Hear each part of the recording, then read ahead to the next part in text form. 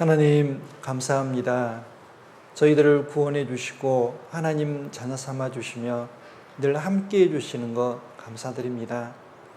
부족하고 연약하지만 하나님께서 저희들과 함께 하시며 은혜와 사랑 더해 주시고 저희들을 통해서 작은아마 하나님의 역사를 이루어 주셔서 감사드립니다. 저희들 항상 십자가에 부끄럽지 않게 살아가야 되지만 저희들 삶에 여러 가지 하나님을 기쁘시게 하지 못하는 것들 있음을 하나님께 고백합니다. 죄도 있고 불순종도 있고 게으름과 교만도 있었음을 말씀드립니다.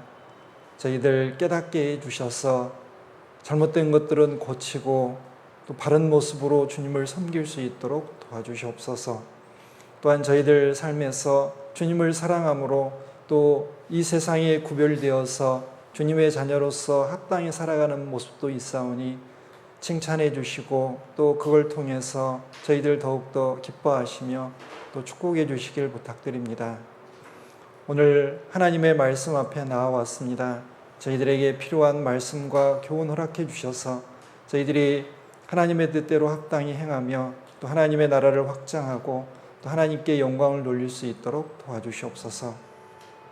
또 저희들에게 필요한 지혜와 능력도 허락해 주시고 또 힘과 용기도 주셔서 저희들이 맡은 일들 그리고 저희들에게 맡겨주신 영혼들을 끝까지 하나님 앞으로 인도할 수 있도록 도와주시옵소서. 코로나 때문에 많은 제약과 어려움이 있습니다. 그럼에도 불구하고 저희들 건강을 지켜주시고 삶을 지켜주신 것 감사드립니다. 어려운 여건 속에서도 더욱더 하나님만 바라보며 또 주님 오실 날을 소망하며 힘차게 살아갈 수 있도록 도와주시옵소서. 오늘 마땅히 이 자리에 함께 해야 되지만 또 여러 가지 사정 때문에 함께하지 못한 형제자매님들이 있습니다. 어디에 있든지 하나님의 영광 가리우지 않도록 도와주시고 혹 병중에 있는 분들 건강 회복시켜 주시고 여러 가지 곤란과 시험 중에 있는 분들 하나님 은혜의 손길로 붙들어 주셔서 실족하지 않도록 지켜주시며 또 그 어려움을 하나님께서 해결해 주셔서 또 주님을 바로 섬길 수 있도록 역사해 주시옵소서. 오늘 말씀의 시종 오직 주 성령님께만 의지하오며 언제나 저희들 사랑해 주시는 예수님 이름으로 기도드렸습니다. 아멘. 우리 요한복음 1장 6절부터 8절까지 찾겠습니다. 요한복음 1장 6절부터 8절까지.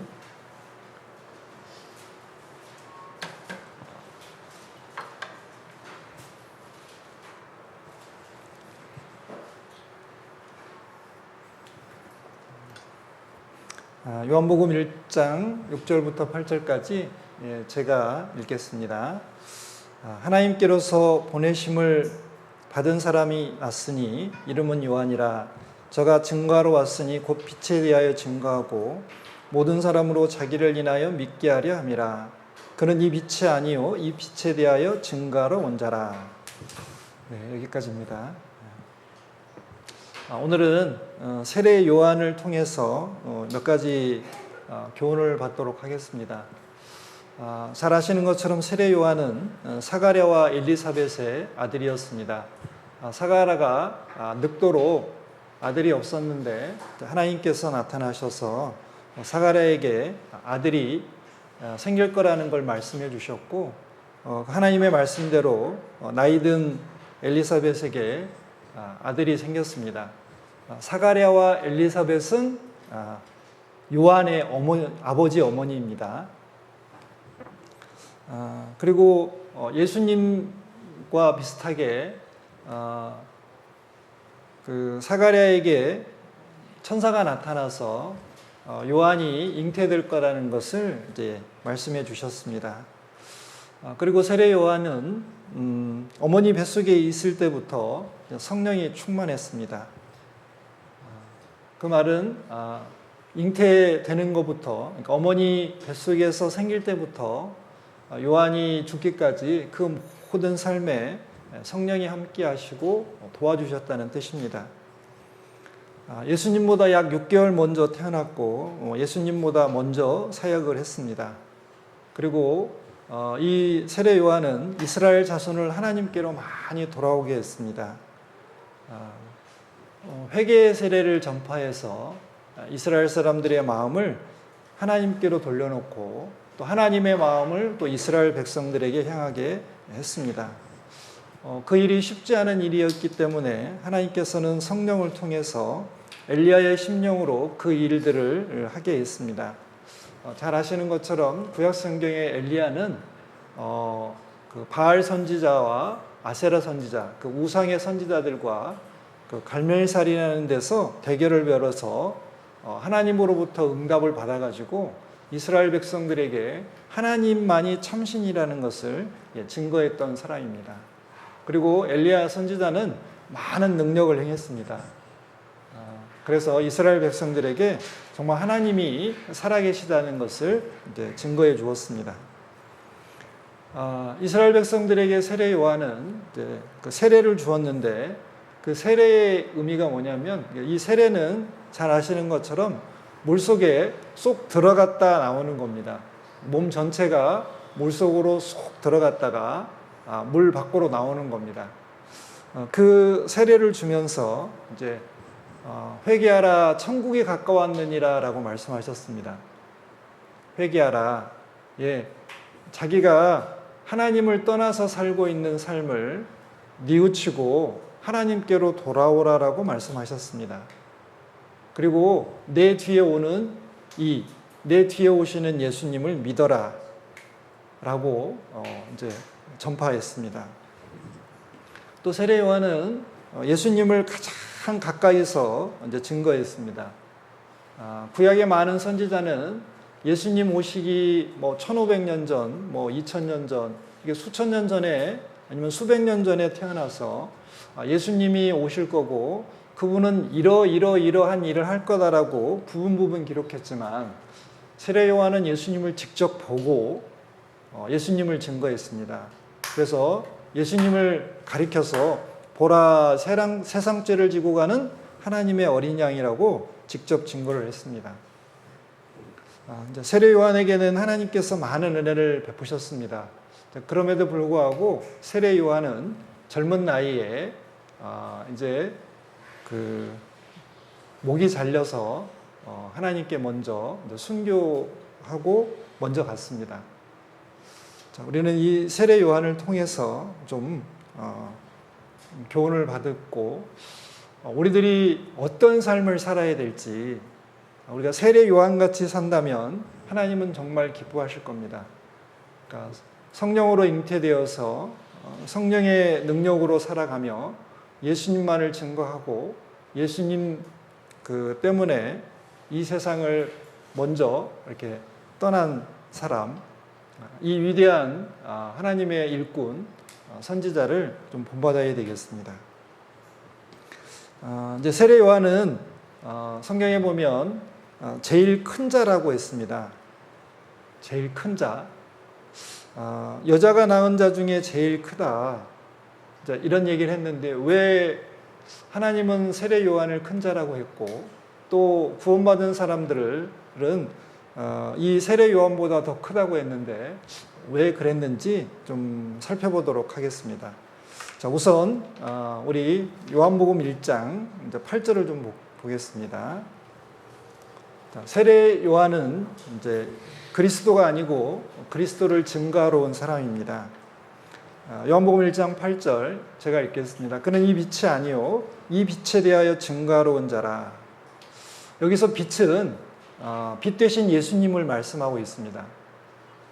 빛은 온 세상에게 생명을 주고 생명을 유지시켜 줍니다. 빛이 없다면 우리는 살아갈 수 없잖아요. 모든 동물과 식물은 살아갈 수 없는 것처럼 우리가 예수님이 없다면 우리는 영원한 생명도 얻을 수 없고 우리에게는 희망도 없고 그리고 안전도 없고 행복도 없을 겁니다. 자, 세례 요한은 그리스도, 예수님이 아니었습니다. 그런데 세례 요한은 예수님을 증거하러 온 자라 그랬습니다. 빛은 아닌데 빛을 증거하러 온 자라 그랬습니다. 자, 우리 밤하늘을 보면은 빛, 태양이 있다는 것을 증거하는 그 달이 있습니다. 달은 밤하늘에 떠서 온 세상을 환하게 비치잖아요. 자, 깜깜한 밤이 되면 태양이 없는가 보다, 사라졌는가 보다 이렇게 생각할 수 있는데, 달이 있음으로 해서 태양빛을 반사해 주니까 우리는 태양이 그대로 있구나 라고 알 수 있습니다. 성경에서는 시편 89편 37절에 궁창, 하늘의 확실한 증인 달같이라고 했습니다. 달이 있다는 것은 해가 있다는 가장 확실한 증거입니다. 우리 달이 보름달도 있고 이제 금음달이라고 해서 조그만 달도 있습니다. 빛을 많이 반사하면 보름달이 되는 거고요. 빛을 거의 반사하지 않으면 이제 달의 역할을 잘 못하는 것 같죠. 여기 보면 뭐 초승달, 상현달 뭐 이런 게 있는데요. 저도 잘 모르고요. 하여간 보름달. 우리 그리스도인들은 빛 대신 예수님을 온전히 반사하는 그런 보름달 같은 증인이 되어야 된다고 말씀드릴 수 있습니다. 자, 우리 그리스도인들 전체를 다 달과 같다고 했습니다. 달은 해를 증거하는 것처럼 우리는 그리스도인들은 다 그리스도, 예수님을 증거하고 있습니다. 우리들이 좀 더 깨끗한 삶을 살고 그리고 온전히 구별되어 산다면 우리는 그리스도를 확실하게 증거할 수 있습니다. 어디에요? 이 깜깜한 세상에 확실하게 증거할 수 있습니다. 그런데 우리들이 세상과 타협이 돼 있고 세상이 추구하는 걸 추구하고 이 죄 가운데 있다면 우리의 삶은 더럽혀져 있기 때문에 온전히 예수님을 증거하지 못할 겁니다. 자, 우리들이 깨끗하면 깨끗할수록 확실하게 예수님을 이제 증거할 수 있습니다. 자, 그리고 이 세례 요한을 그리스도를 증거하러 온 자라라고 했습니다. 여기 이제 요한복음 1장에 보면 이제 이런 말씀이 있습니다. 우리 요한복음 1장 거기 폈으니까 19절부터 제가 읽어보겠습니다. 여기는 안 나와 있는데요. 여기 성경을 보셔야 됩니다. 자, 요한복음 1장 이제 19절부터 제가 읽어보겠습니다. 자, 유대인들이 예루살렘에서 제사장들과 레위인들을 요한에게 보내어 내가 누구냐 물을 때에 요한의 증거가 이러하니라. 요한이 드러내어 말하고 숨기지 아니하니 드러내어 하는 말이 나는 그리스도가 아니라 한데 또 묻되 그러면 무엇 내가 엘리야냐 가로되 나는 아니라 또 묻되 내가 그 선지자냐 대답하되 아니라 또 말하되 누구냐 우리를 보낸 이들에게 대답하게 하라. 너는 내게 대하여 무엇이라 하느냐 가로되 나는 선지자 이사야의 말과 같이 주의 길을 곧게 하라고 광야에서 외치는 자의 소리로다 하니라. 세례 요한이 광야에서 많은 사람들에게 회개의 세례를 주고 이제 예수님을 믿으라고 이렇게 외쳤습니다. 그러니까 그 당시에 이스라엘을 이렇게 다스리고 있던 사람들이 궁금했습니다. 당신이 누구냐? 네가 엘리야냐? 그 말은 말라기서에 보면 하나님께서 이 세상을 심판하기 전에 선지 엘리야를 보내가지고 아버지의 마음을 자녀에게로 돌이키고 자녀들의 마음을 아버지에게 돌이키게 하리라 라고 했습니다. 그래서 여기서 네가 엘리야냐 라고 묻는 것은 말라기 선지자가 예언한 그 엘리야냐, 예수님을 증거하는, 예수님 오시기 전에 와서 예수님을 증거하는 그 사람이냐라고 물어보는 겁니다. 그런데 아니라고 했습니다. 근데 맞거든요. 예수님은 엘리야 선지자라고 했습니다. 그런데 아무튼 본인은 그렇게 대답을 했습니다. 또 네가 그 선지자냐 그랬습니다. 그 선지자냐? 그럼 그 선지자가 어디냐? 신명기 18장 15절에 보면은 모세가 예언을 했습니다. 너희 형제 중에서 나와 같은 선지자 하나를 너희를 위하여, 너를 위하여 일으켜 세우리라 라고 예언을 하셨습니다. 그리고 너희는 그를 들을지니라. 그분의 말씀은 꼭 들어야 된다. 그 뒤에 보면 그분의 말씀을 듣지 않으면 어떻게 해요? 저주를 받을 것이라고 했습니다. 벌을 받을 것이라고 했습니다. 그분이 누구냐면 예수님입니다.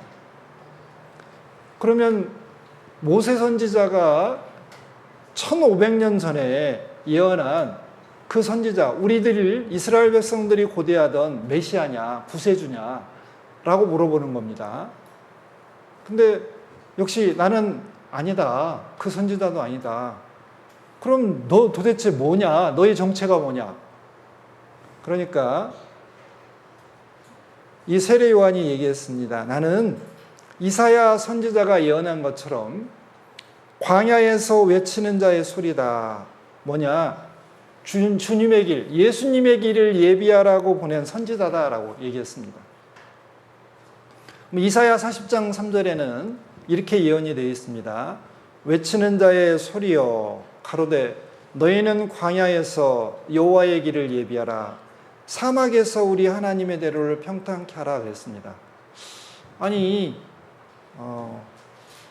광야나 사막에는 길이 없는 게 맞습니다. 그런데 하나님이 걸어가셔야 될 길을 광야와 사막에서 준비하라고 했습니다. 근데 이상하지 않아요?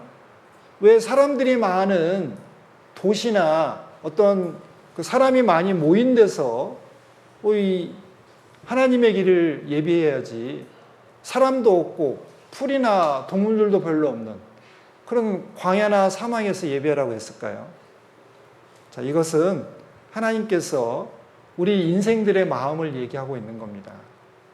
광야와 사막같이 살아가는 사람들, 정말 소망도 없고 생명도 없어서 정말 마른 풀처럼 생명이 없는 그런 사람으로 살아가는 것을 설명하고 있는 겁니다. 거기서 하나님의 길이 예비되는 겁니다. 그리고 이 광야와 사막은 조용하잖아요. 조용하니까 누가 이렇게 이야기를 하면 크게 들을 수 있답니다. 소리라는 것은 눈에 안 보입니다. 우리 농인 형제자매님들도 소리를 들을 수 없잖아요. 정말 큰 제약일 수밖에 없습니다. 안타까운 거죠. 그런데 우리는 눈으로 봅니다. 자, 청인들은 들을 수 있는 것을 우리 농인들은 눈으로 다 봅니다. 자, 그래서 이 소리다라는 것이 이제 하나님이 이 소리라는 걸 통해서 뭘 이야기하고 싶으시냐면 잠시 들렸다가 사라지는 존재라는 겁니다. 자, 이걸 통해서 우리 그리스도인들도 이 땅에 영원히 사는 게 아니고 우리는 이 세상에 잠시 머물다가 언젠가는 죽어서 천국에 가는 존재라는 겁니다. 그런데 이 땅에 잠시 살면서 해야 될 일이 뭐냐? 자, 예수님이 오시는 길을 준비하는 겁니다. 누구에게요? 나에게도 예비해야 되고 다른 사람에게도 예비해야 하는 겁니다. 자, 이런 일을 하다 가는 겁니다. 자, 이어서 세례 요한은 예수님의 선지자이고 그의 길을 예비하는 사람이다라고 했습니다. 누가복음 1장에 보면 이 아이 세례 요한을 얘기하고 있습니다. 자, 내가 지극히 높으시니 예수님의 선지자라 일컬음을 받고 주 앞에 앞서가서 그 길을 예비하리라 라고 했습니다. 그리고 이 세례 요한이 하는 가장 중요한 일이 뭐냐면 여기 보시는 것처럼 죄사함으로 말미암는 구원을 알게 하리라 그랬습니다. 죄사함으로 말미암는 구원. 자, 예수님을 소개해서 예수님이 십자가에 못 박혀서 돌아가신 것을 이스라엘 백성들에게 어떻게 해요? 이야기해 주는 겁니다. 그래서 구원받고 천국 가라고. 그래서 세례 요한은 예수님을 증거했습니다. 자, 우리 사극 같은 데서 많이 보죠. 이렇게 암행어사 오면은 여기 이렇게 그 사람들이 막 먼저 가가지고 암행어사 오는 걸 준비하고, 여기 신랑 신부가 오기 전에 여기 꽃을 들고 이렇게 뿌리는 아이들의 모습 볼 수 있습니다. 여기 보는 것처럼, 예, 주인공은 신랑 신부잖아요. 그러니까 신랑 신부가 주인공이고, 여기 아이들은 꽃을 뿌려주면서 신랑 신부를 보게 합니다.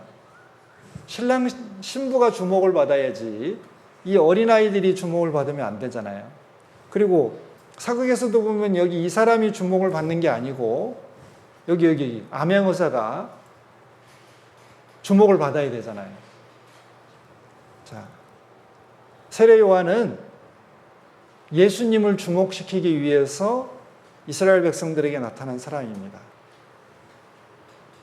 자, 주의 길을 앞서가서 그의 길을 예비하라라고 했습니다. 또 세례 요한은 자신이 정말 아주 작은 존재라는 것을 알고 있었습니다. 자, 세례 요한은 마태복음 3장 11절에 이렇게 얘기했습니다. 내 뒤에 오시는 이 예수님은, 예수님입니다. 자, 색깔을 좀 바꾸겠습니다. 여기 내 뒤에 오시는 이가 예수님입니다. 예수님. 근데 예수님은 나보다 능력이 많으신데 나는 그의 신발을 들기도 감당치 못하겠노라. 자기는 완전히 종이라는 뜻입니다. 종. 예수님은 너무너무 높으신 분이어서 그분의 신발을 들고 다니거나 신발끈이 풀어졌으면 그 신발끈을 매주는 그런 하찮은 사람이라는 겁니다. 세례 요한은 자신의 위치와 본분을 너무너무 잘 알고 있었습니다. 자, 그래서 여기 신들매 풀기도 감당치 못하겠노라. 이렇게 여기 이렇게 신발끈이 풀어졌는데 이렇게 매주는 사람. 물론 여기는 친구겠죠. 그런데 예수님과 우리 세례 요한은 하늘과 땅 차이입니다. 예수님을 하늘에 있는 해라고 생각하면 세례 요한은 작게 빛나는 촛불 정도에 불과했어요. 비교가 안 되는 겁니다. 그런데 이 세례 요한은 예수님을 직접 증거하는 사람이었습니다. 보라, 세상 죄를 지고 가는 하나님의 어린 양이로다. 내 뒤에 오시는 이를 믿어라 라고 얘기했습니다. 세례 요한의 삶은 예수님과 관계됐기 때문에 엄청나게 중요한 삶이었습니다. 예수님을 증거했기 때문에 세례 요한의 삶은 하나님께서 정말 귀하게 보셨고 우리 모든 그리스도인들이 세례 요한처럼 살기를 바라십니다. 자, 그리고 자기가 이렇게 작은 존재라는 걸 알았기 때문에 자신의 제자들이 이제 예수님이 이렇게 이스라엘 백성들에게 나타나서 말씀을 하시고 이제 제자들이 세례를 베푸니까 자신을 따르던 제자들이 예수님에게로 다 가는 거예요. 그런데 질투하지 않았습니다. 당연하지. 예수님에게 가야지. 내가 지금 그분을 증거하고 있는데, 아니 나한테로 온 게 아니고 나랑 잠시 함께하고 나를 따랐지만 그분에게 가야지. 왜? 그분이 죄를 용서해주고 그분이 천국에 보내주시니까. 그리고 그분하고 올바른 관계를 맺고 살아야 은혜와 평강을 받고 모든 좋은 것을 받고 천국에 갔을 때 영광도 주시고 칭찬도 해주실 거니까. 그래서 이제 요한의 제자들이 와서 이제 불평을 했습니다. 우리 선생님이 말한 사람한테 우리 제자들 다 가는데요. 불평했습니다. 그러니까 여기 세례 요한이 이렇게 얘기합니다. 자, 신부를 취하는 자는 신랑이나, 자, 서서 신랑의 음성을 듣는 친구가 크게 기뻐하나니 나는 이러한 기쁨이 충만하였노라. 이제 신랑의 음성을 듣는 친구들이라는 것은 우리 결혼식 때 보면 들러리 있잖아요. 이렇게. 이게 이제 두 사람이 결혼을 합니다. 이게 신랑 친구들이에요. 신랑 친구들. 뭐 해주고 있습니까? 축하한다고 박수 쳐주고 있습니다. 자, 이분이 예수님이라면 지금 세례 요한은 이런 사람입니다. 신랑이 신부를 맞이해서 정말 기쁘겠구나 하고 나도 기쁘다. 예, 친구로서의 기쁨, 들러리로서의 기쁨으로 만족했습니다.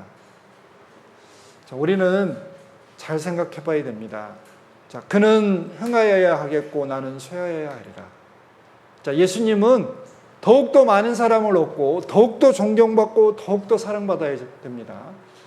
내 인생뿐만 아니라 이 세상 모든 사람이 예수님만 사랑하고 존경해야 됩니다. 그게 당연한 겁니다. 왜? 그분은 이 세상에 있는 모든 것을 만드셨고 나도 만드셨고 나를 위해서 십자가에 죽어주셨기 때문에 그분은 최고로 존경과 사랑을 받아야 됩니다. 그런데 나는 아무것도 아닙니다. 관심과 사랑이 다 예수님에게 가야 되고 나는 아무것도 아니라는 거예요. 그게 너무너무 당연한 겁니다. 나는 죄인이었고 구원받았지만 여전히 어떻게 해요? 죄에서 벗어나지 못하는 부족하고 연약한 인간이잖아요. 어떤 사람들은 생각합니다. 자기에게 뭔가 막 대단한 일이 이렇게 이루어지면 나는 진짜 대단한 사람이야. 나를 사랑하고 나를 따라야 돼. 이렇게 생각하는 사람이 있습니다. 그거 교만한 겁니다. 우리는 빛이 아니에요. 빛을 반사하는 존재일 뿐입니다. 하나님께서 지혜와 능력도 주시고 성령을 내 안에 두셨기 때문에 나에게 뭔가 좋은 일이 그리고 멋진 일이 이루어질 수도 있습니다. 근데 내게 아니에요. 그 하나님께서 나에게 주신 것들로 그런 일을 하고 살아가는 겁니다. 자, 우리는 여기 보시는 것처럼 이런 사람들이라는 겁니다. 세례 요한은 너무너무 잘 알았어요. 그래서 자신에게 존경과 사랑이 오면 안 된다는 걸 알았습니다. 주목도 자신이 받아야 되는 게 아니고 예수님이 받아야 된다는 것을 지금 잘 알았습니다. 그리고 예수님에 대해서 세례 요한은 직접적으로 증거를 했습니다. 자, 요한복음 1장 29절에 요한이 이렇게 얘기했습니다. 이튿날 요한이 예수께서 자기에게 나오심을 보고 가로되 보라 세상죄를 지고 가는 하나님의 어린 양이로다. 보라 누구를 보라? 예수님을 봐라.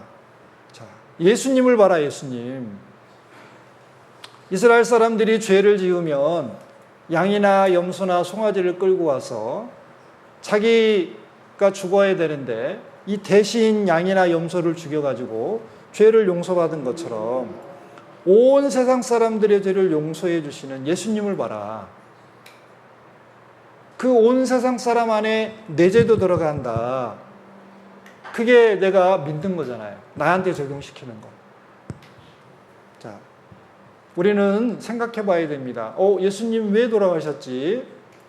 나 때문에.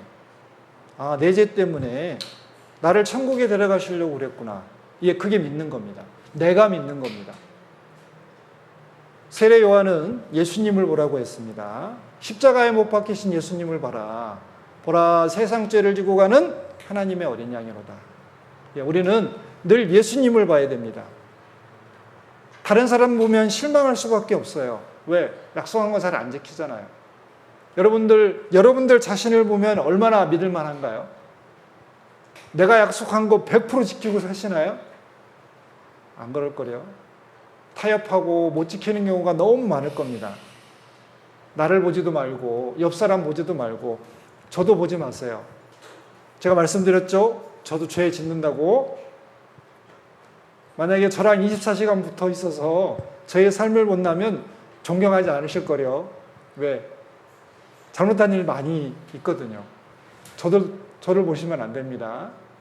누구 봐야 되냐? 예수님 봐야 됩니다. 예수님만 보고 예수님의 모습을 닮으려고 최선을 다해서 노력하고 어렵고 힘들 때도 예수님 보고 그리고 기쁘고 즐거울 때도 예수님 보고 그리고 누구랑 가장 많이 대화를 해야 되냐? 예수님하고 대화를 가장 많이 해야 되고 그리고 힘들고 어려운 일 있으면 예수님한테 다 이야기하고 눈을 떠서 가장 먼저 봐야 될 분이 예수님이고 잠들 때 가장 마지막으로 봐야 될 분이 누구냐? 예수님이에요. 보라, 세상 죄를 지고 가는 하나님의 어린 양이로다. 특별히 우리를 구원하시는 예수님을 보라고 했습니다. 자, 그리고 예수님은 세례 요한이 태어나기 전부터 계셨다는 것을 증거했습니다. 이해가 안 되잖아요. 자, 세례 요한이 예수님보다 6개월 먼저 태어났어요. 그 말은 예수님은 6개월 뒤에 태어났다는 뜻입니다. 그런데 요한은 뭐라고 했냐면 예수님은 나보다 늦게 태어나셨지만 나보다 먼저부터 계셨다.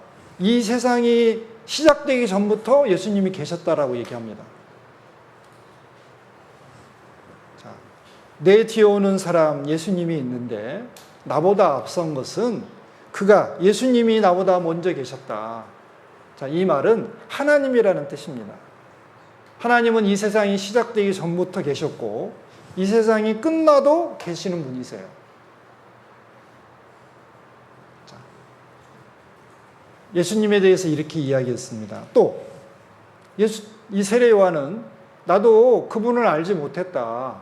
예수님이 누군지 몰랐는데 하나님께서 이스라엘에게 이 예수님을 나타내게 하는데 여기 보면 누군지 몰랐는데 성령이 내려와서 누구 위에든지 머무는 것을 보거든 그분이 성령으로 세례를 주는 분인 줄 알라 그랬습니다. 자, 여기 보면 그것을 이스라엘에게 나타내려 함이라. 왜? 성령으로 세례를 주시는 분. 성령 세례 받으면 구원받는 거잖아요. 자기는 물로 세례를 주면서 회개하고 누구를 믿어라? 예수님 믿어라. 이렇게 증거했습니다. 그런데 예수님은 직접 나를 믿으면 천국에 간다라고 했거든요. 회개하고 복음을 믿어라. 그 말은 자신이 한 일을 믿어라는 뜻입니다. 자, 그리고 세례 요한은 예수님이 하나님의 아들이심을 증거했어요. 하나님의 아들. 그러니까 나와 아버지는 하나라고 했기 때문에 하나님이심을 증거한 겁니다. 그리고 직접적으로 내 뒤에 오시는 이를 믿어라 그랬어요. 믿어라. 그분이 누구냐? 예수님입니다. 예수님을 믿으면 천국에 갑니다. 그런데 예수님을 믿지 않으면 지옥에 가요. 우리가 전도를 할 때 그렇습니다. 누구를 보게 해야 되냐? 예수님 만나게 해야 되잖아요. 그래서 예수님을 만나서 보게 하고 그리고 예수님이 하신 일을 보게 해드려야 되잖아요. 그리고 그분을 믿어라. 그분이 성령으로 세례를 주시는 분이고 그분이 하나님이고 그분이 나를 위해서 이 땅에 오셔 하나님의 아들로 사람으로 오셔서 나를 위해서 십자가에 못 박혔다. 그분 소개시켜 주는 거잖아요. 예수님이 제일 귀한 분입니다. 예수님은 태양, 우리는 달. 달은 태양이 없으면 빛날 수가 없어요. 우리의 존재가 이 세상에서 의미가 있는 것은 예수님이 있기 때문에 그래요. 내가 예수님의 구원을 받아들였기 때문에 그래요. 그래서 우리는 우리 이름 앞에 그리스도인 누구 그리스도인 김병교 이렇게 되어 있는 겁니다. 여러분들이 이렇게 주민등록증 다른 사람한테 줄 때 이름 써 있잖아요. 김병교 이렇게 써 있는데 구원받은 사람은 그 앞에 생략됐어요. 그리스도인 김병교. 우리는 주님의 것입니다. 세례 요한은 너무 잘 알았어요. 자신이 이 세상에서 해야 될 일이 뭐냐? 예수님을 증거하는 일이다. 우리 눈이 정말 피곤하시죠? 5분 쉬겠습니다. 5분. 여기 45분에 시작할게요. 잠시 쉴게요. 네.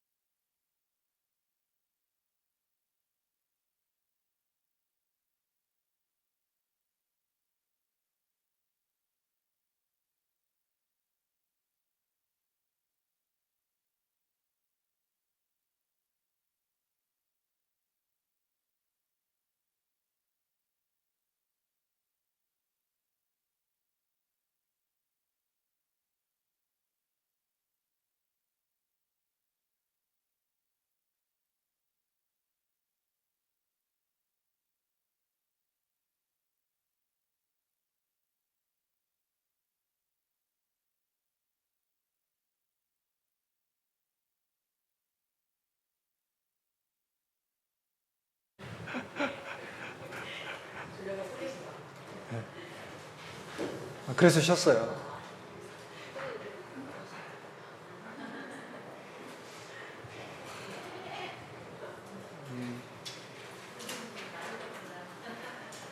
자, 우리 누가복음 1장 15절로 17절 찾겠습니다. 누가복음 1장 15절로 17절. 자, 화면이. 자, 누가복음 1장 15절로 17절 제가 읽겠습니다. 자, 이는 저가 주 앞에 큰 자가 되며 포도주나 소주를 마시지 아니하며 모태로부터 성령의 충만함을 입어 이스라엘 자손을 주 곧 저희 하나님께로 많이 돌아오게 하겠음이니라. 저가 또 엘리야의 심령과 능력으로 주 앞에 앞서가서 아버지의 마음을 자식에게 거스리는 자를 의인의 슬기에 돌아오게 하고 주를 위하여 세운 백성을 예비하리라. 자, 여기 이제 세례 요한의 삶을 통해서 예수님이 어떤 분인지를 증거했습니다. 자, 우리들은 그리스도인으로서 이 땅에 살아갑니다. 우리는 좋든 싫든 구원받았기 때문에 그리스도, 예수님의 것이 되었습니다. 내가 하는 말 하나, 행동 하나가 다 예수님을 증거하고 있는 겁니다. 내 눈에서 흘기는 눈빛을 보면, 다른 사람들은 예수님이 나를 흘겨보는구나. 내가 욕을 하면 예수님이 나한테 욕을 하는구나. 내가 다른 사람을 발로 차면은 예수님이 나를 차는구나라고 생각을 합니다. 왜? 우리는 구원받은 그리스도인이니까. 나의 모든 것은 예수님을 증거하고 있는 겁니다. 세례 요한의 삶을 통해서 예수님을 증거했습니다. 그가 주 앞에서 큰 자가 된다. 조금 후에 설명드리겠습니다. 그런데 포도주와 소주를 마시지 아니한다 그랬습니다. 어떤 분이 성경에 술 마시지 말라는 말 있다고 하더라고요. 여기를 찾아주면서 소주 마시지 말라 그래서 소주 마시면 안 돼. 소주. 여기 포도주 이렇게 여러 가지 종류가 있더라고요. 여기 이게 포도주입니다. 이게 소주입니다. 여기 맥주입니다. 여기 위스키, 양주. 여기 소주라고 하면은 원래 의미가 독주라는 뜻입니다. 독한 술. 원래 이것은 하나님께 제사 드릴 때 썼던 거예요. 우리가 마시고 취하라는 것이 아니고 하나님께 제사 드릴 때 쓰는 겁니다. 그런데 우리들은 포도주와 독주를 가까이 해요.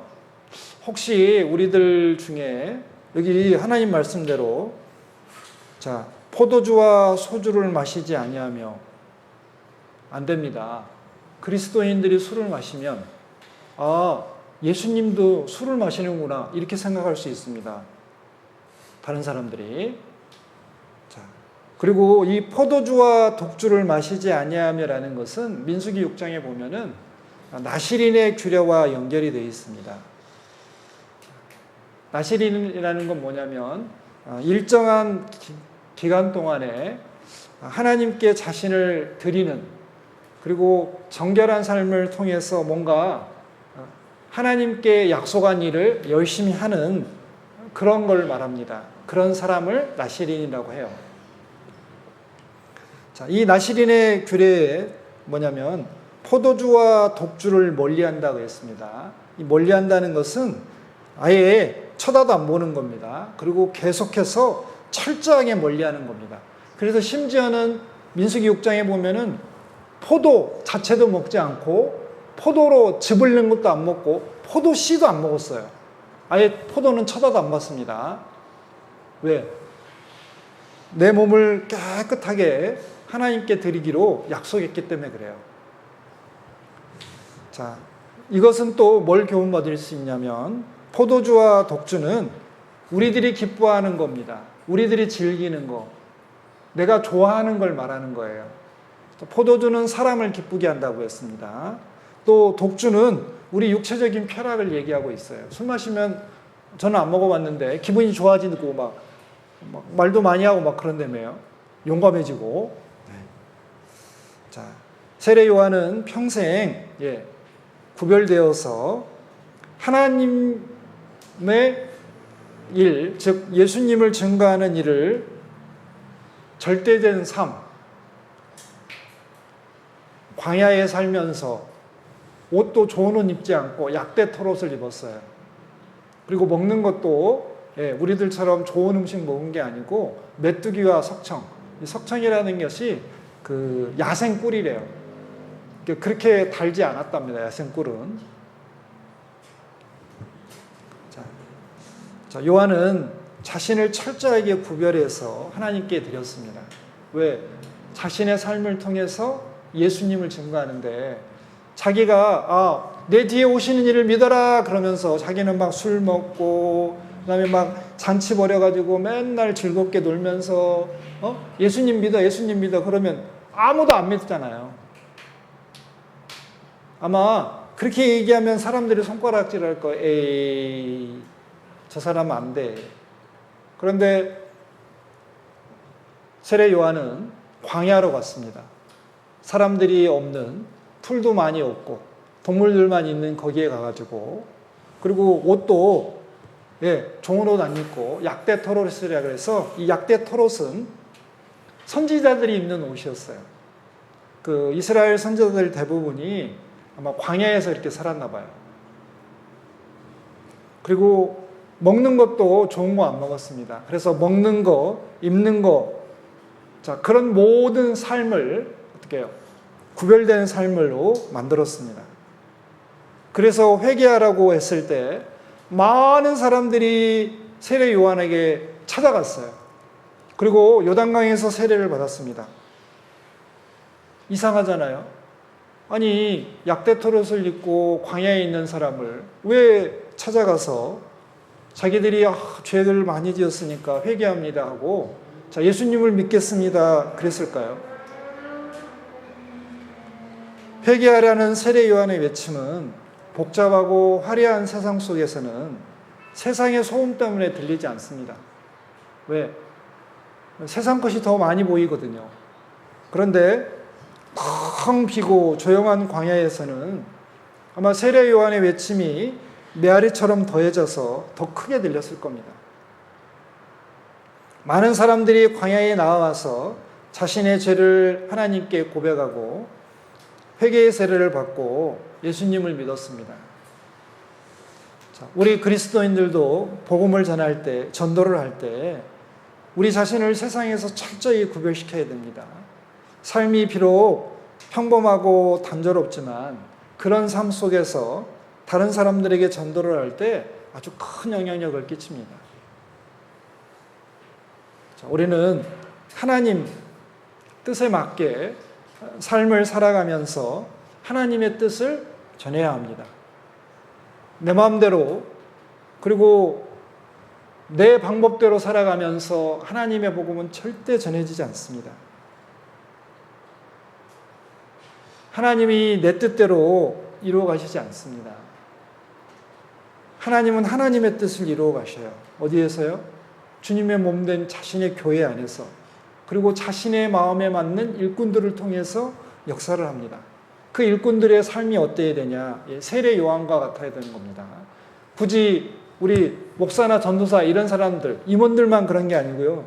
그리스도인 모두는 다 세례 요한처럼 살아가면서 예수님을 직접 증거하고 예수님을 믿으라고 해야 되는 겁니다. 그리고 세례 요한은 엘리야의 심령과 능력으로 그 일을 했다고 했습니다. 자, 말라기 4장에 보면 자, 그가 아비의 마음을 자녀에게로 돌이키게 하고 자녀의 마음을 그들의 아비로 돌이키게 하리라. 자, 하나님은 죄인을 심판하실 수밖에 없습니다. 왜? 하나님 마음에는 죄에 대해서는 반드시 심판해야 된다는 공의로운 속성이 있기 때문에 그래요. 그래서 우상을 숭배하고 하나님을 떠나서 불순종하고 있는 이스라엘 백성들을 하나님은 어떻게 해요? 벌을 줄 수밖에 없습니다. 그런데 하나님과 이스라엘 백성 사이에 우상을 숭배하는 이스라엘 사이에 엘리야가 나타나서 하나님의 능력을 보여주고 하나님께로 돌이키게 했습니다. 왜? 회개하라고 했거든요. 하나님을 믿어라. 원래 그게 정상이거든요. 그리고 자녀들, 이 죄인들, 원래 자녀들이었는데 죄를 지었으니까 죄인들의 마음을 하나님께로 돌이켰습니다. 그리고 하나님의 마음도 죄인에게 향하게 했어요. 자, 이 일을 세례 요한이 한 겁니다. 우리 잘 아시는 것처럼 갈멜산에서 엘리야가 바알 선지자 450명과 대결을 벌여서 이겼습니다. 그리고 뭐라고 했냐면 너희들 언제까지 우상과 하나님 사이에서 머뭇머뭇하려느냐. 하나님이 진짜 신이면 하나님을 쫓고 야 바알이 진짜 신이면 그를 쫓아라. 왜 왔다리 갔다리. 우리 그리스도인들에게 하나님 말씀하십니다. 하나님만 섬겨야지 왜 세상에 끼우고 하고 세상과 타협해서 세상 사람들처럼 사느냐. 구원받았다면 구원받은 사람답게 살라라고 얘기를 하는 겁니다. 그래야 능력이 생깁니다. 엘리야의 심령과 능력으로 얘기하니까 이스라엘 백성들의 마음이 돌이켜지고 그리고 세례 요한이 광야에서 외치니까 많은 사람들이 어떻게 해요? 회개하고 예수님에게 나오잖아요. 그리고 우리는 죄에 대해서 그들을 지적을 해줘야 됩니다. 엘리야와 세례 요한의 공통점은 광야에서 살면서 지위고하를 막론하고 높은 사람이든지 낮은 사람이든지 너희들 죄 졌으니까 회개하라고 이야기했다는 겁니다. 엘리야는 아합 왕, 이세벨 왕비한테도 얘기를 했고 세례 요한은 어떻게 해요? 헤롯 왕한테도 얘기를 했잖아요. 자, 우리는 당신들 죄 지으면 그대로 산다면 당신들 지옥 못 갑니다. 지금 회개하고 예수님한테 가서 죄 용서를 받아야 됩니다. 그게 전도의 핵심이잖아요. 그러기 위해서 남의 죄를 지적하려면 어떻게 해야 됩니까?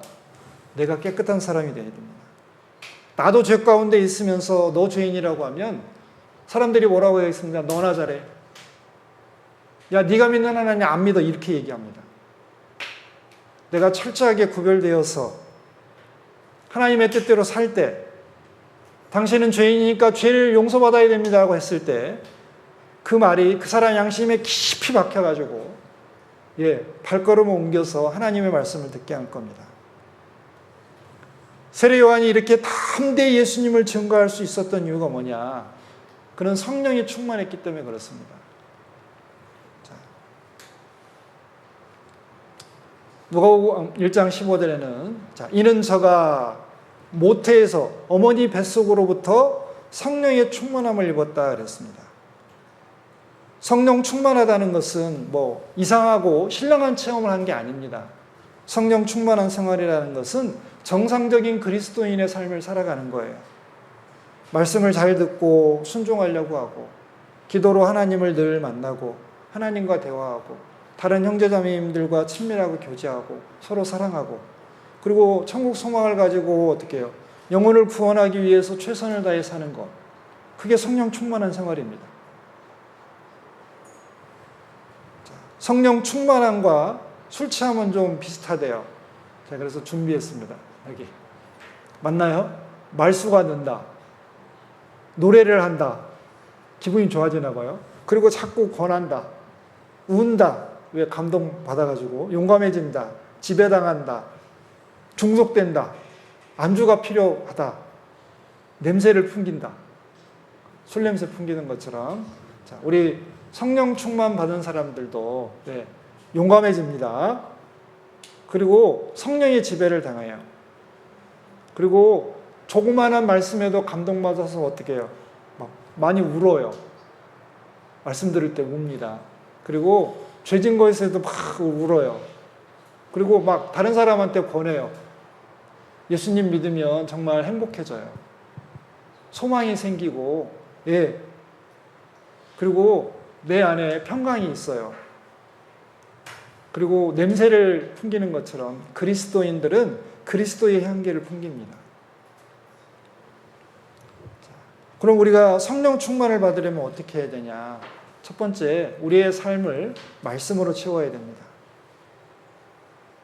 말씀이 없으면 우리는 성령 충만 받을 수 없습니다. 말씀을 많이 듣고 외우고 내 안에 말씀이 풍성히 거해야 우리가 성령 충만을 받은 겁니다. 성령님 안에 계시지만 역사해 주지 않는 사람들이 많습니다. 구원받으면 성령이 다 와 있어요. 그런데 내가 내 고집대로 내 마음대로 살면 성령님이 내 안에서 역사를 안 해요. 나를 통해서 아무 일도 안 하셔요. 근데 내가 말씀을 잘 분별하고 순종하려고 할 때 성령님은 나를 통해서 자신이 하고 싶은 일을 다 하는 겁니다. 그게 성령 충만한 겁니다. 두 번째는 우리가 주님과 주님의 것에 대한 갈망이 있어야 돼요. 목마른 사슴이 물을 찾는 것처럼 늘 어떻게 해요? 주님을 찾고 어떻게 해요? 주님의 일에 이렇게 관심을 두고 막 참여를 하고 그래야 됩니다. 관심이 없어요. 교회가 선도 집회를 하는지 뭐 어떤 일을 하는지 관심이 없는 사람들 성령 충만을 받을 수가 없잖아요. 하나님은 지금 누구한테 복음을 전하기 위해서 교회적으로 뭔 일을 하기 위해서 지금 막 마음을 모으고 뜻을 모으고 심지어는 재물을 모으고 있는 이 상황에서 나는 관심이 없어요. 그 사람은 성령이 충만해질 수가 없습니다. 또 내 안에 주님의 사랑이 풍성히 거해야 됩니다. 그 말은 내가 먼저 주님을 사랑해야 된다는 말이에요. 주님의 사랑은 늘 동일합니다. 근데 내 마음이 주님을 뜨겁게 사랑하면 그 사랑하는 만큼 어떻게 해요? 성령이 더 충만해지는 겁니다. 그리고 우리가 하나님의 깊은 곳으로 나아가야 된다. 그 말은 하나님과 친밀한 사귐을 가져야 된다는 거예요. 그래서 골방에 들어가서 하나님과 단둘이 만나서 이런저런 이야기를 해야 되고 어려운 이야기도 하고 부탁할 일도 하고 그리고 내게 필요한 것들도 하나님께 구해야 되겠죠. 이럴 때 우리가 성령의 충만을 받을 수 있습니다. 자, 이런 사람들은 주 앞에서 큰 자가 되는 겁니다. 자, 여기 마태복음 11장 11절에 자, 여자가 낳은 자 중에 세례 요한보다 큰 사람이 없다. 그러면은 이 세상 다 여자가 낳은 사람들이잖아요. 그럼 이 세상 사람 중에 세례 요한이 제일 크다라고 했습니다. 그런데 천국에서는 극히 작은 자라도 저보다 크다. 자, 이 말을 좀 생각을 해봐야 됩니다. 자, 세례 요한은 여자가 낳은 자 중에 제일 컸다. 그 말은 구약에 유명한 선지자들이 있습니다. 모세, 엘리야, 이사야 뭐 이런 아주 위대한 선지자들이 있었습니다. 근데 그 사람들은 예수님과 그의 나라를 멀리서 보고 예언했을 뿐입니다. 눈으로 보지는 못했어요. 그런데 세례 요한은 예수님을 직접 보고 예수님의 길을 준비하고 예수님을 사람들에게 소개했습니다. 이분 믿으라고. 그래서 다른 선지자들에 비교했을 때 가장 큰 자였습니다. 마치 이 달 있잖아요. 달은 태양 크기의 400분의 1, 400배 작아요. 달은 태양의 400배가 작은데 이 지구의 400배가 가깝기 때문에 우리가 밤하늘에 태양의 이렇게 크기하고 달의 크기하고 비슷해 보이잖아요. 마치 그와 같습니다. 가까이 있기 때문에 크게 보이는 거예요. 자, 세례 요한보다 큰 이가 없다. 세례 요한이 제일 크다라는 것은 예수님을 가장 가까이서 증거했기 때문에 크다라는 겁니다. 그런데 천국에서는 극히 작은 자라도 저보다 크다. 천국. 이 말은 구원받은 사람들은 이 구약의 선지자나 세례 요한보다 더 크다는 거예요. 왜? 증거한 게 아니고 예수님 피로 확실하게 구원받았잖아요. 그리고 예수님을 뭐라고 불러요? 형님, 오빠 이렇게 부르는 거예요. 왜? 예수님이 십자가에 못 박혀서 나를 구원해 주시고 맏아들이 되셨다 그랬잖아요. 우리하고 형제라고 했습니다. 우리는 하나님의 아들이 되었어요. 그러니까 구원받은 사람들이 어떻게 해요? 그 사람들보다, 그 사람들은 종들이고, 모세, 엘리야 이런 사람들은 종으로서 어떻게 예수님을 증거한 거고, 우리는 뭐예요? 예수님하고 형제가 됐잖아요. 하나님의 아들이 됐어요. 아들하고 종하고는 완전히 틀리잖아요. 그래서 천국에서는 아주 작은 사람이라도 그보다 크다. 우리 구원받았으니까. 구원받은 사람들이 엄청 큰 겁니다.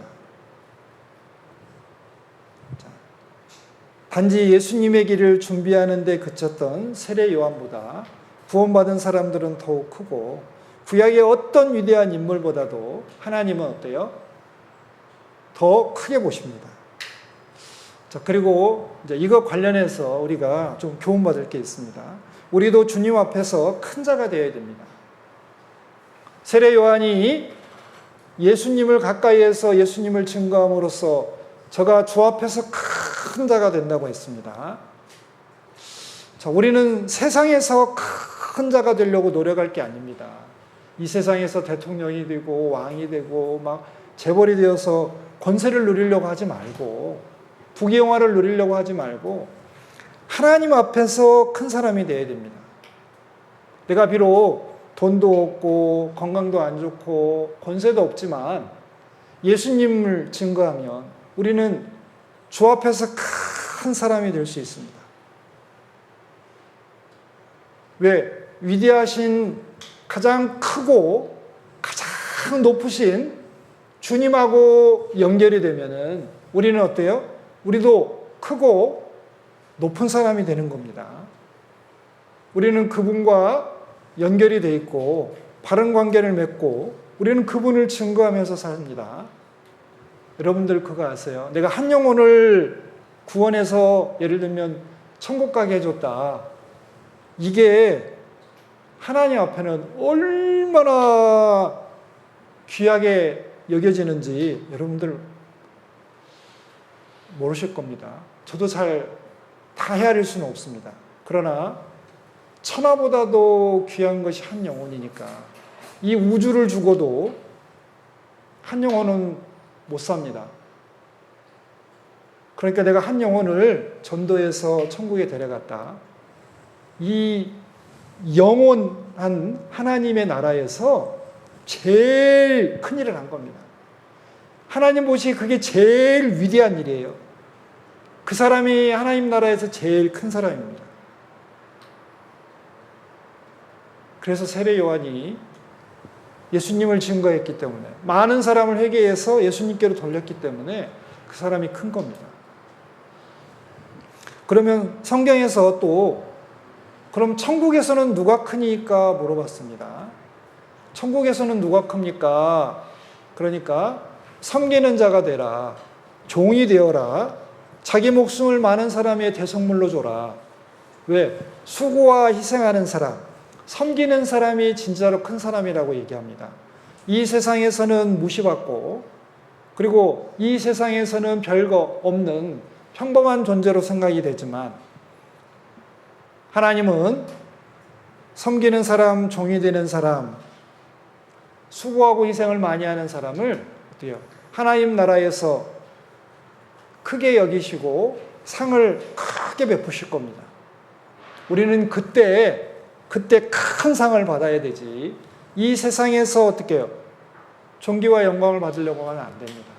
이 세상에서는 어떻게 해서든지 다른 사람을 섬기고 발을 씻겨주고 허물을 덮어주고, 그리고 종이 되어서 어떻게 자꾸 그 사람을 높여줘야 됩니다.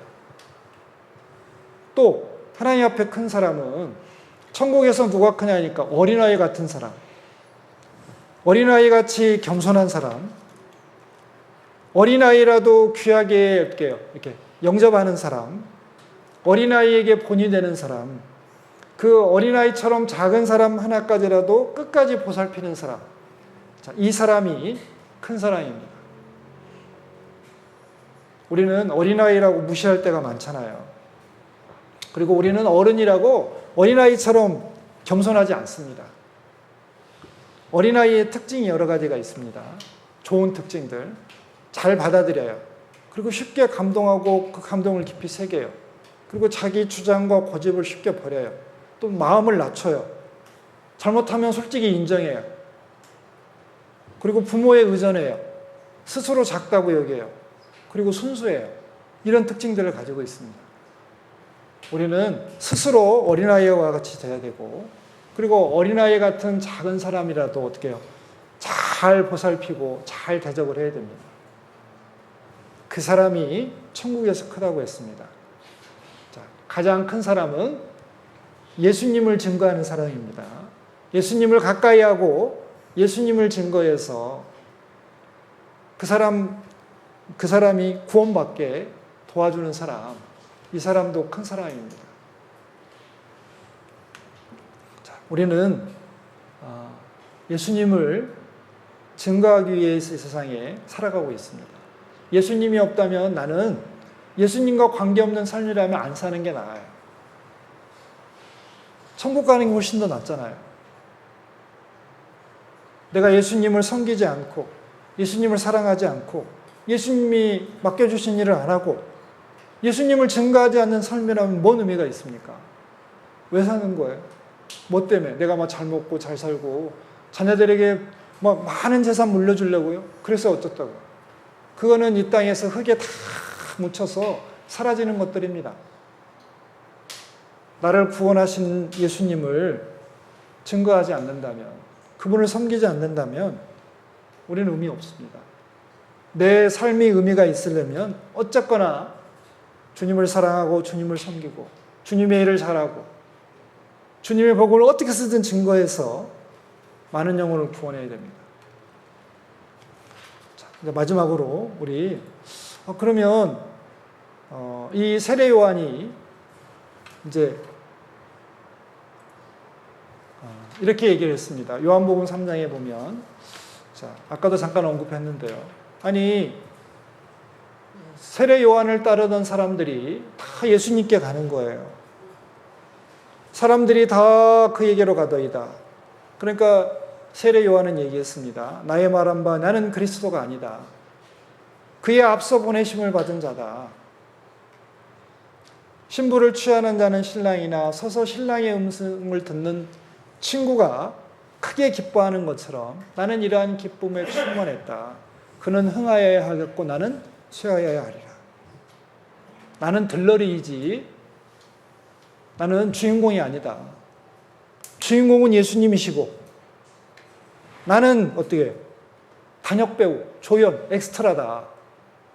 그러니까 사람들이 나를 주목하면 안 된다. 예수님 주목해야지.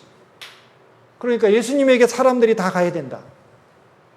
그리고 그분을 따르고 그분을 사랑하고 그분을 기억해야 된다. 여러분들 여기서 세례 요한이 훌륭한 사람이라는 걸 알 수 있습니다. 그는 흥하여야겠고 나는 쇠하여야 하리라. 예수님이 존경받으셔야 되고 사랑받으셔야 됩니다. 그리고 높임 받으셔야 됩니다.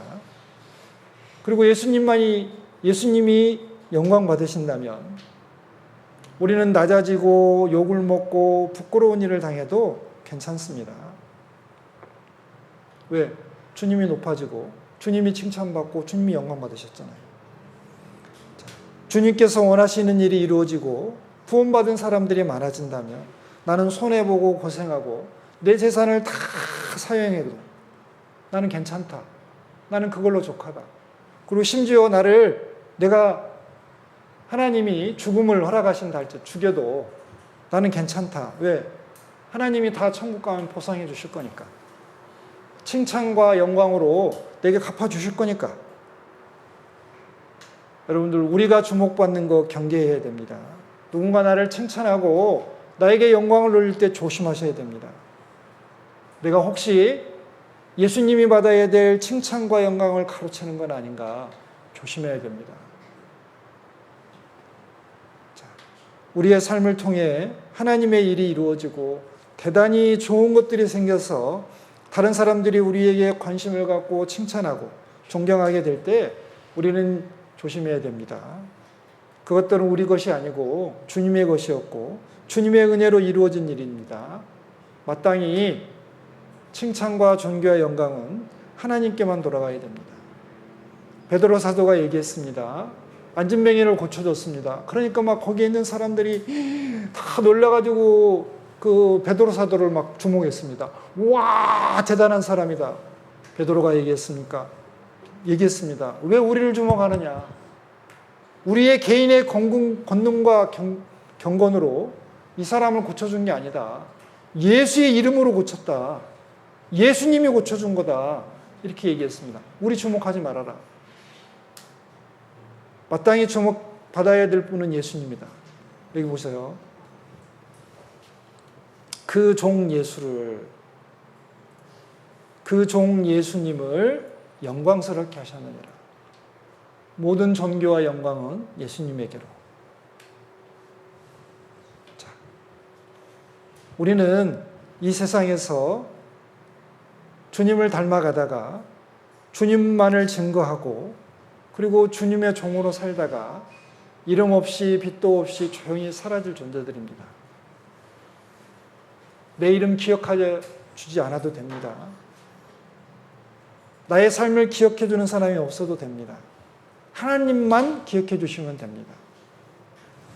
찬송가 355장 부름받아 나선 이 몸 3절입니다. 존귀 영광 모든 권세 주님 홀로 받으소서. 멸시천대 십자가는 제가 지고 가오리다. 예, 나에게는 내 십자가, 그 십자가에 관련된 멸시천대가 있습니다. 그런데 존귀 영광은 누구에게요? 나를 위해 십자가를 지신 예수님에게.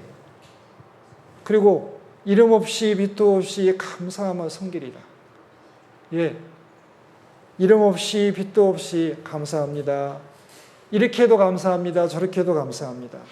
죽이셔도 감사합니다. 빼앗아도 감사합니다. 건강을 잃어도 감사합니다. 예. 누군가 나를 미워해도 감사합니다. 나를 괴롭혀도 감사합니다. 그리고 주님만 섬기다 주님한테 가는 겁니다. 이게 마땅히 그리스도인이 품어야 될 자세입니다. 그는 흥하여야 하겠고 나는 쇠하여야 하리라. 세례 요한이 그랬습니다.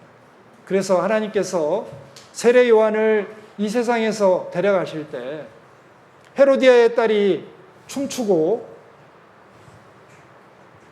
구했습니다.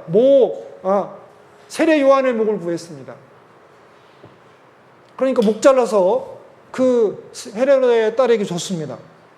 아니 우리 생각이 그렇지 않습니까? 아니 주님을 위해서 그렇게 고생했는데 아니 좀 편안히 살다가 막 부귀 영광을 누리다가 좀 편안하게 노후를 맞이하게 해줘도 되는데 하나님 굳이 30대 청년을 목 잘라가지고 그것도 아주 허망하게 이 세상을 떠나게 하셨습니다. 왜요? 주목을 세례 요한이 받으면 안 돼요. 철저하게 예수님에게만 사람들의 관심과 어떻게 해요? 존경이 가야 됩니다. 예수님만을 보게 하기 위해서 나머지 사람들은 다 어떻게 해요? 예, 그냥 기타예요. 주인공은 누구라고요? 예수님이에요. 우리는요, 엑스트라예요. 내가 내 인생을 살아가지만 내 인생의 주인공은 누구냐? 예수님이세요. 나는요, 주님이 하라고 하시는 역할을 하는 엑스트라예요. 우리는 이걸 명심해야 됩니다. 내 안에서 그는 흥하여야 하겠고 나는 쇠하여야 하리라. 내 안에서 흥해야 될 것, 내 안에 거하시는 그리스도가 흥하고 예수님을 아는 지식이 풍성해지고 그리고 내 안에서 주님이 존경받고 높임받아야 됩니다. 쇠해야 될 거는 나 자신, 내 고집, 내 주장, 내 욕망, 내 이상, 내 꿈 이런 것들은 어떻게 해요? 사라져야 되고요. 그리고 내 정욕, 나 죄짓고 싶은 마음 이거 없어져야 되겠죠. 그는 흥하여야 하겠고 나는 쇠하여야 하리라. 맞습니다. 여러분들, 내 안에서도, 내 삶에서도 주님만 높아져야 되고, 주님만 어떻게 흥해야 되고, 잘 돼야 되고, 나는요, 자꾸 없어져야 됩니다. 나는 자꾸 없어지고, 자꾸 죽고, 여기 말한 것처럼 바울 사도가 이렇게 얘기했습니다. 나는 날마다 죽는다. 왜? 살면 내가 나타나니까. 그리스도가 나타나기 위해서 나는 날마다 죽노라. 또 내가 내 몸을 복종케 한다. 왜? 자꾸 육신의 것이 올라오잖아요. 쳐서 복종시켜야죠. 죄의 소욕이 올라올 때 쳐서 복종시켜야 됩니다. 왜? 내 마음대로 살면 하나님께 버림이 될까 봐. 지옥 간다는 뜻이 아니고요. 하나님께 귀하게 쓰임 못 받는다는 뜻입니다. 우리가 주님께 귀하게 쓰임 받으려면 나는 쇠해야 되고 주님은 흥하셔야 됩니다. 정리하겠습니다. 이제 우리 처음 말씀이 여기 세례 요한은 빛이 아니고 빛에 대하여 증거하러 온 자라 그랬습니다. 세례 요한처럼 우리도 구원받았습니다. 주님께서 부활 승천해서 가시고 난 다음에 우리는 이 땅에서의 삶을 살아갑니다. 그런데 우리의 삶의 목적이 무엇이십니까? 주님을 닮아가는 것. 그리고 주님을 증거하는 것입니다. 그리고 주님의 일을 하는 것입니다. 그리고 주님을 증거하다가 우리는 주님을 만나 뵙는 겁니다. 우리는 빛이 아니니까 빛으로부터 많은 은혜와 생명과 능력을 공급받아서 빛을 증거해야 됩니다. 그리고 내 안에서, 내 삶에서 주님만 흥하시고 나는 자꾸 어떻게 해요? 약해지고 쇠해져야 됩니다. 그래야 하나님께서 나를 마음껏 사용하셔서 하나님의 영광을 드러내시고 하나님의 나라를 확장시키실 수 있습니다. 그리고 내 삶에 정말 기쁨과 평강이 있습니다. 그리고 감사가 생겨요. 내가 이 세상에서 아무리 기쁨을 누리려고 해도 이 세상 것으로는 안 됩니다. 내가 주님과 함께 하면서 주님의 일을 할 때, 그리고 누군가를 구원해서 하나님께 영광을 돌릴 때 내 안의 기쁨은 정말 신령한 기쁨이고 영원히 계속되는 기쁨이 되는 겁니다. 자, 우리가 주님을 증거하는 삶을 위해서 최선을 다해야 되겠습니다. 기도하고 마치겠습니다. 예수님 감사합니다. 저희들과 같은 죄인들, 또 하나님의 원수를 먼저 아시고 사랑해 주셨습니다. 그 귀한 피로 저희들의 모든 죄를 용서해 주시고 값없이 천국 가게 해주셨습니다. 하나님 감사합니다. 예수님의 그 크신 사랑을 늘 마음에 새기고 예수님을 닮아가게 하시고 예수님만 사랑하며 섬기게 하시고 저희들 안에서 예수님만 항상 높아지고 그리고 존귀하게 되기를 진심으로 원합니다. 또 저희들이 좀 더 주님을 닮아서 또 주님의 일을 함으로써 또 주님의 나라가 확장되어서 이 세상에서도 주님의 이름이 높아지고 이 세상 사람들로부터도 주님이 존귀하게 여김을 받길 원합니다. 하나님께서 저희들 비록 부족하고 연약하지만 더욱 귀하게 사용해 주시옵소서. 또 나머지 모든 삶 또 하나님의 은혜의 손길에 부탁드리오니 하나님의 뜻대로만 인도해 주시옵소서. 언제나 저희들 사랑해 주시는 예수님 이름으로 기도드렸습니다. 아멘. 네, 수고하셨습니다.